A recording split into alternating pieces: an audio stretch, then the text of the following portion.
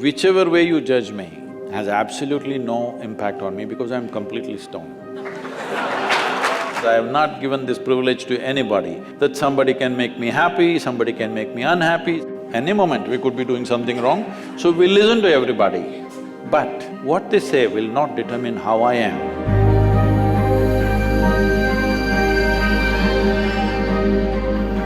So Sadhguru, sometime back I happened to be in a situation where a friend of mine was drunk. So when she was in the drunk state, she was repeatedly saying that please don't judge me as I'm drinking, please don't judge me. It is… but she's lost her judgment, but she doesn't want you.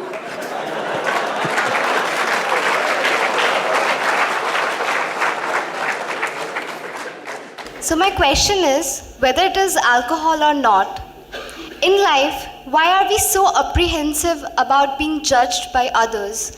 And how can we not let this come on our way of being happy?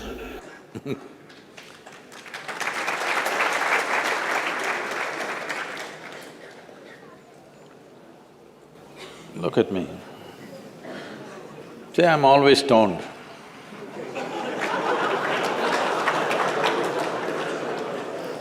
Never touched a substance, but always stoned.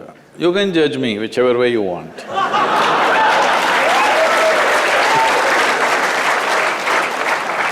Because one thing is, I'm stoned in such a way that I have not lost my judgment at all.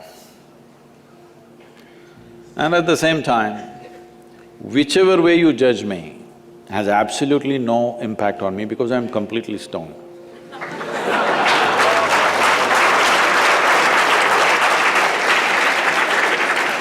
Having said that, why this consumption of alcohol and drugs is growing the way it's growing in the world is, this is because the heavens have been collapsing. Yes, I was in Bangalore just 3-4 weeks ago.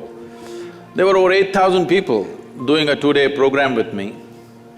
And just casually I asked, how many of you think you will go to heaven? Only 5 hands went up. Then I asked, are you all the hell people?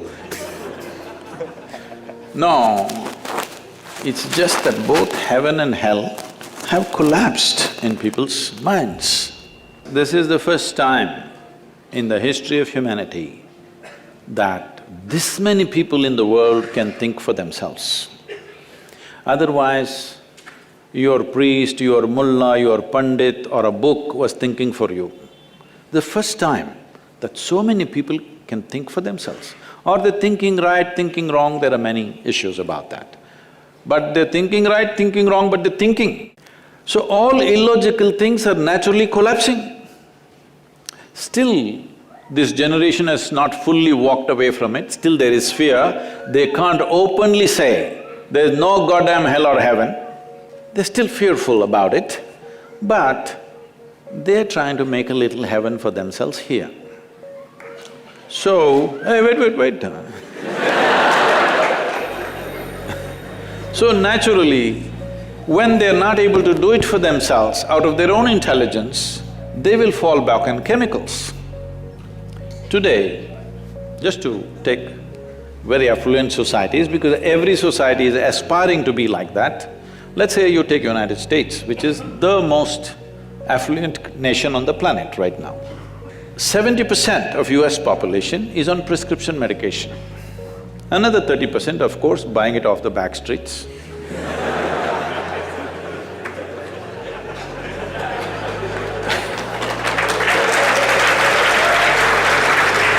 Most affluent nation, obviously affluence is not working. To be healthful, you need chemicals. To be joyful, you need chemicals. To be peaceful, you need chemicals. To be ecstatic, of course, that is ecstasy. So, I'm not even looking at it morally.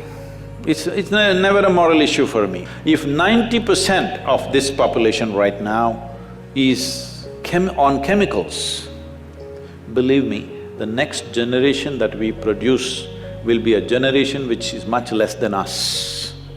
If we produce a next generation less than ourselves, we have committed a crime against humanity, because the next generation must be at least one step ahead of us, otherwise we've lost it.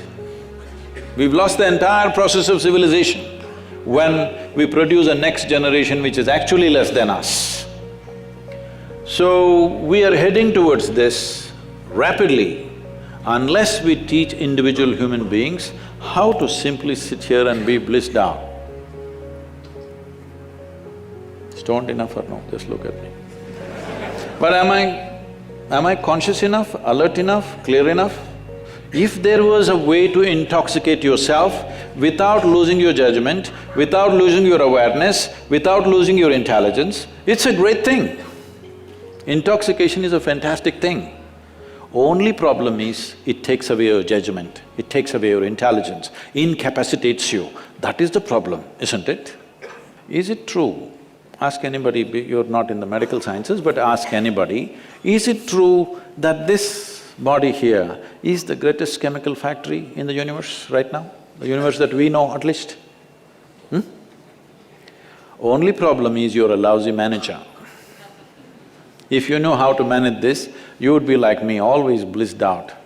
Anybody can say what they want, anybody can do what they want. This is like this only.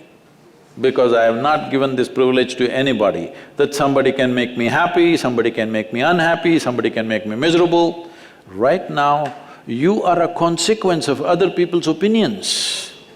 Where do you plan to go like this? Anybody can ruin you. You went outside, somebody told you, Shreya, you are the most wonderful human being we have seen.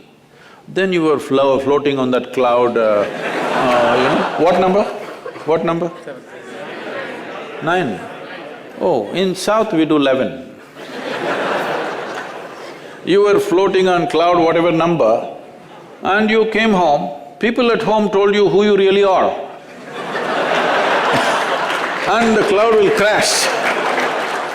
No. It's very important that neither this way or that way, we listen to everybody because we could be doing something wrong. Hello? Any moment we could be doing something wrong, so we listen to everybody. But what they say will not determine how I am. Never, ever.